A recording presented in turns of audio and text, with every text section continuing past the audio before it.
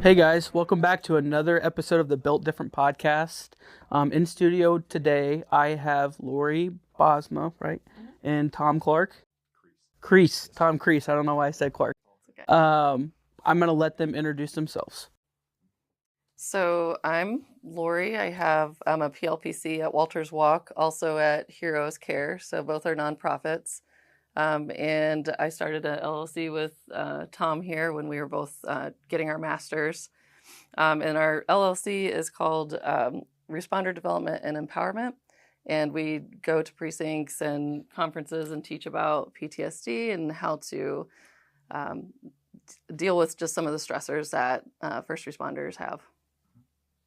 And then my name's Tom Crees. I'm currently a counseling intern at Walters Walk.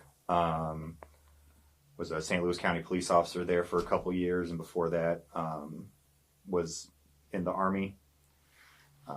Met Lori when she introduced kind of what her goals and aspirations were for counseling. They kind of aligned with what I was looking at trying to do, which was working with first responders and veterans on post-traumatic stress, and trying to navigate through transitioning from such high-stress life to a more standard quality of life outside the military. So yeah, we've talked on like moral injury and secondary traumatic stress, things like that. So I met Lori. She's actually helped me through a lot of my process, but I started seeing Lori probably it might have been a little bit longer, maybe 2. yeah. Maybe 2 years after my incident. So she's helped me through a lot of stuff that I didn't even, I guess, know that I needed help with. And that's kind of what I want to talk about a little bit about today. I think, especially in the first responders world, but I know in the military world as well, as first responders, we kind of push the self-help thing to the side a lot. And I just want to bring light to that. So let's kind of talk a little bit about what you kind of bring to the table for the first responders and military as far as help. So there's such a stigma with getting help, mental health help. So one of the biggest things that we find that's helpful is just to kind of equip people, first responders, police, with just the knowledge of what to look for when you start to get too stressed, or when families start breaking down. So the biggest thing is really just putting aside the stigma and understanding that this is like as if you're going to exercise your muscles. You're still exercise. Your brain needs that help as well. Mm-hmm. Post-traumatic stress disorder is people have like a perception of it that it's like going to make you not fit for duty, mm-hmm. Or take you out of work. But really, we're finding that it's an injury to the brain that can actually be reversed. So if you address it early enough, then we can help you through it. The hardest part is getting the person there, though. Yeah, I think that's a big part of it. I guess I mentioned it, but I didn't know that I needed it until I did go seek help. And then I started to notice a change just in my overall attitude. I had basically come to the point where I was like, I got to do something. I was on medication and stuff like that, but it just wasn't fixing things. And then I noticed me just going to talk with you, even just about I think a lot of our sessions were just about my normal everyday work life now, yeah, and how I was adjusting from being a police officer to that job. So I think that just having someone to talk to was important for me, especially. So that's such a good point, though. Like Tom and I were just talking about this, where a lot of times the stress is noticed in your personal life. It's not like, oh, I went and saw this incident and I can't handle it. That's like, that's such a misconception. It's more so, man, I'm arguing with my wife all the time. I'm having some trouble at work. I'm getting like overstimulated by noise and tasks and things like that. That's really when we start to notice that, there might be like an injury there. Yeah. No, that's great. I never really can put my finger on what I felt like before my shooting, I guess, but I can tell you that I definitely had issues even before my shooting. I would go home and I would just feel irritable. I describe my stress and my anxiety kind of like a percentage type thing. Like I could feel, okay, my stress is like right here. I can feel my stress from here down, type of thing. And that's just how I've always described it, I guess. And I would notice that I can remember myself feeling that way at home. I would come home, there would be a chaotic scene or something, and I would come home and I would just be on edge. Yeah, charged up. And I think that's an everyday thing for most first responders. Yeah, for sure. It's that level of hypervigilance that you all have to have all the time. When it comes down to the work you do, you have to be hypervigilant in order to stay safe. I mean, you're protecting yourselves and your job, and that's just part of the job. The difficult part is understanding like how to shut that off when you come home, how to like work with the tools you need at work, and then being able to put those in the toolbox, and then using the home tools. That switch, that decompression time is super important. I definitely think that a lot of people, first responders, struggle with the difference between home and work life. And we kind of talked about it before the show, but I noticed a change definitely in my career whenever I started having my drive time. I drove an hour home to work, and I think I have made suggestions to friends and officers to, if they got to take an extra lap around the block, to do that. It's important to not come in, especially into your family, charged up, or even into your house. I was single for most of my career, and the worst thing that I could have done for myself was go in and sit on the couch and watch TV. I just needed to separate that, like we said, that life from my house. So it's definitely something that that a lot of officers could look at. Yeah. And it's to that note, if you have a partner at home or someone who's at home who's noticing some of these things, and noticing like irritability, it's also important for them to get the education about it.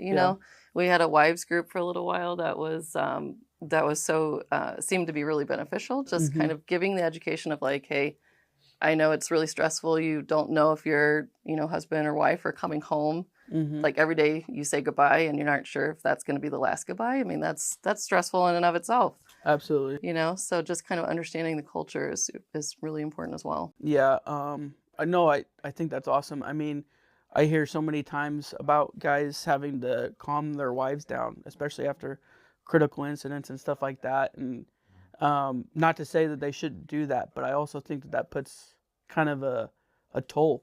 For sure. You have to justify your job every day to go to it. I think that's hard on the officer as well. Yes. And I get it. I get both sides of it, but I just, they have to go and justify their job at work, and then they have to come home and justify it as well. It's Right. a lot. Yeah. Stressful in a different way. Yeah. So let's talk. You mentioned the wives thing a little bit. Let's talk about that. Different ways, like, can an officer seek help, like as couple counseling and stuff like that? Like, yeah, that's a great question. Both Tom and I are both therapists. I do see couples, and I'll actually see at Walters Walk. It's kind of nice. They're a little bit more flexible about how we treat families, especially first responders. So sometimes therapists will only see an individual and not incorporate the family. But at Walters Walk, we do incorporate the family. So like if you were struggling with your wife, I could be like, hey, you can bring her in. Let's talk about it. We can do a little, just connecting. That's usually where the miscommunication is like one person's trying to communicate something, the other person's taking it completely different. So connection is a common problem within couples, first responder couples. What have you seen in some military families? Yeah, is really trying to find a lot of the conflicts is just based off of a lack of communication or failed unmet expectations in that communication, trying to explain to a significant other or your kids of like, I had a bad day. I don't want to go into why it was a bad day.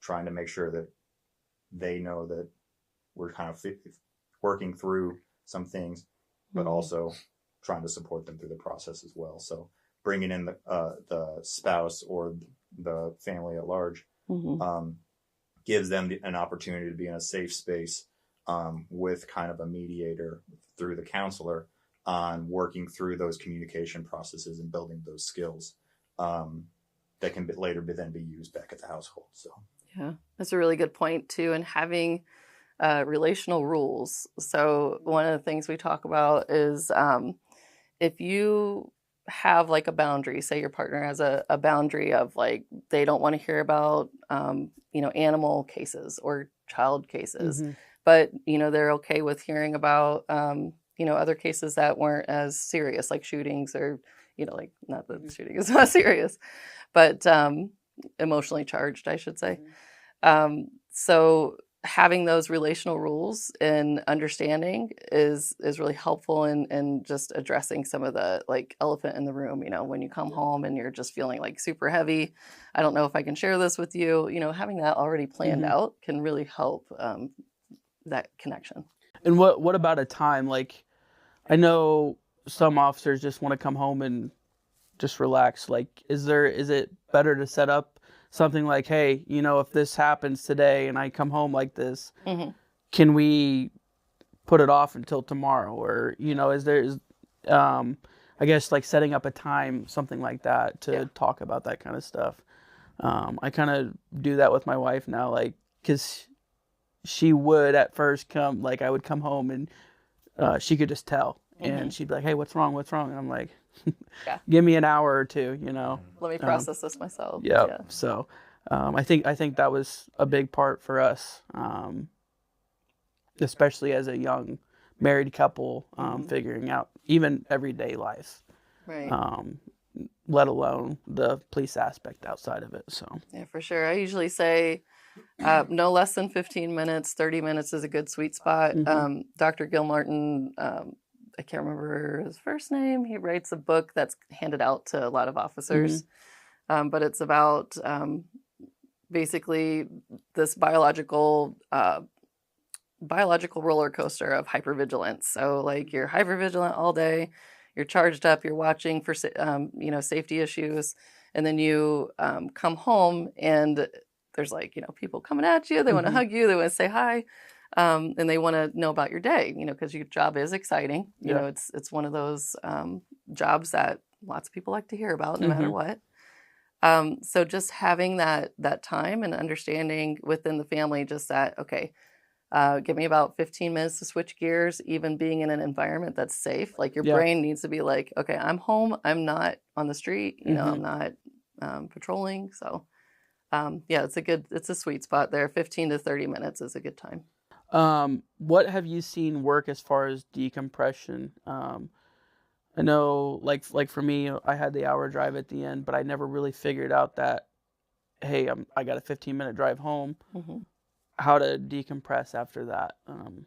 So I'm a big music advocate, and you can tell me what works well for you. But I was a music therapist for a little while, and music actually passively switches the brain. So you don't have to, do a lot of work to listen to music. But what I suggest is getting a playlist of at least maybe like 3 to 5 songs that you play from, and positive songs, nothing like super depressing or sad, that you play from home to, or from work to home each day. So then you are like, that is basically telling your brain, listen, we're switching gears. So you kind of, you're training your neural pathways, the positive neural pathways to come forward, as opposed to the hypervigilance. It's like turning off a switch, right? Just kind of passively does it. So what works well for you? No, absolutely. And the music thing's a big one. So for me, I have how I start my day. I'm like, is this going to be do I need God to save people, or am I going to be, do I need to have a minute of peace? Like, kind of like if is God going to need to save people? It's going to be like that heavy, like Mhm. 5-finger death punch. Like you're going to need some saving today. So get ready for it. Finding out that obviously wasn't the best way to go into work as a police officer. And then finding that kind of that flip of like, do I need to try and find that peace part? Having those kind of playlists, just from those experiences, you definitely notice that kind of switch. And if that's not the way to work for most people, kind of what we'd also kind of encourage is if there's the opportunity to, like, if you're into going to the gym or doing jujitsu, or walking around the grocery store, just some sort of space to have that physical decompression, is always positive. Because like I had 45, you had an hour. Some people live in the jurisdictions that they work in, especially for St. Louis City police officers. It's a big one. They may have like a 10-minute drive home. That's right. going to be a hard time to decompress. So Which finding is those other spaces is helpful. for sure. Which is why I love that music piece, because like you can play 3 songs in 10 minutes, and it really facilitates that quickly. I mean, I'm a big, as you know, a big proponent of EMDR. EMDR is eye movement desensitization and reprocessing. It's a technique for therapeutic processing of trauma. And once you do EMDR, there's some techniques that you can pass through for home life as well, like tapping. Sometimes if you cross your arms, you do this, and you just kind of tap back and forth. That can help switch your brain over.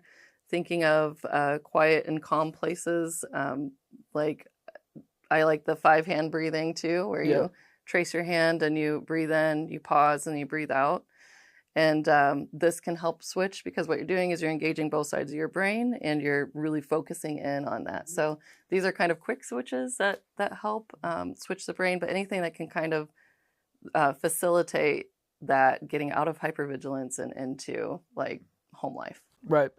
You mentioned EMDR. Let's talk a little bit more about that. I know it helped me a lot in my progression. For those that don't, because I have talked about it before with other people, some people just don't know. What exactly is it? So it's I'll try and explain this fluidly. I trip a little bit on this one, but essentially, we all have a backpack of books, okay? And those books are one memory each, right? So we're carrying this backpack around, and with PTSD, what we do with those memories is we take them out, we read them, and we put them right back into our backpack. What EMDR does is it takes them out, we process it with the facilitation of bilateral stimulation, which is basically like you're holding these, what we call tappers, and they just vibrate back and forth in your hand. It can also be facilitated by lights. And as you're reading your book, excuse me, you are holding these tappers, and it's helping to calm the noise of other things. So when we're done reading that book, it goes on a shelf. So you don't forget it. You don't it doesn't magically disappear, but it helps to not be constantly being recalled. I think that's definitely a good way of explaining it. I have used this for several sessions. I know that it definitely helped me a lot. A lot of my trauma wasn't even from my shooting; it was from my stay at the hospital and stuff like that.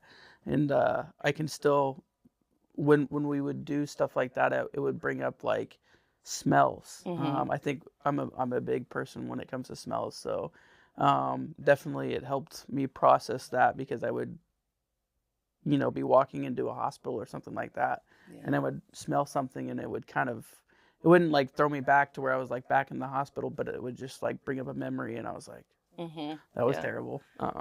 Stuff like that. So I think that's, it's definitely helpful. Good. Yeah. And when the trauma brain is activated, then it just cycles. It's like, okay, what else are we going to be reminded of with the trauma? So, so EMDR does it gives you some of those techniques to sort of switch it off, or at least, get you to regulate a bit more. Okay. Well, do you guys have anything else to add? I don't know. So one of the things you mentioned earlier was kind of that stigma and trying to find a person who can be comfortable with, building that therapeutic relationship.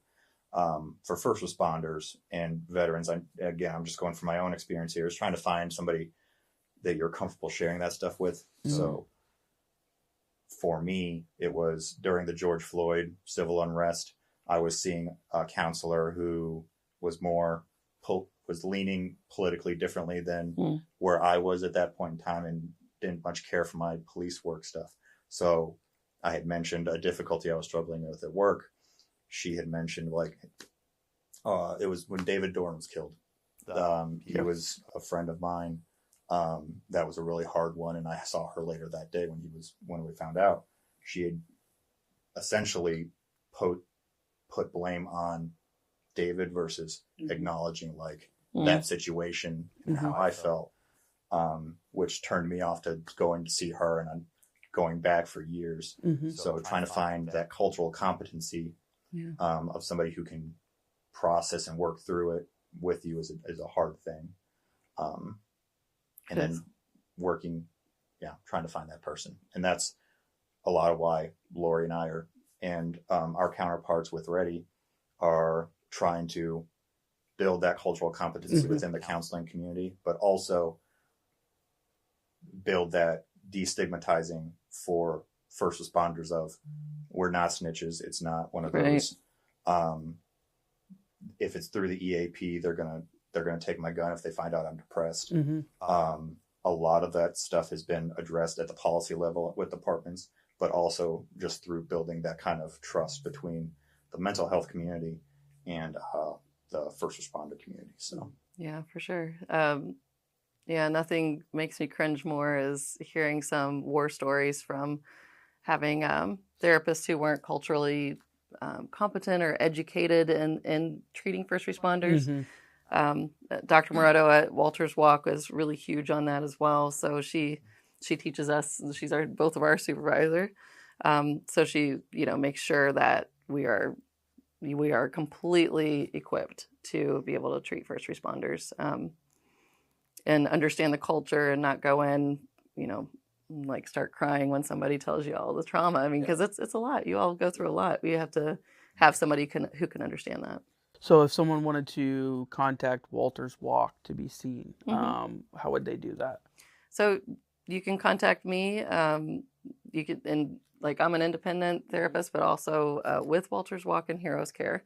And Tom's an intern at Walters Walk. So if you contact me, I could put you in connection with other people. So okay, I mean, all right, and we'll attach your contact information to the video and stuff, so that way all of you guys can see it.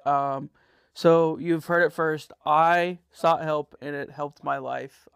Guys, if you're not seeing someone, you need to. Self-care is so important, especially in the job nowadays. So thank you guys for coming on. Yeah, thanks for having us. Absolutely.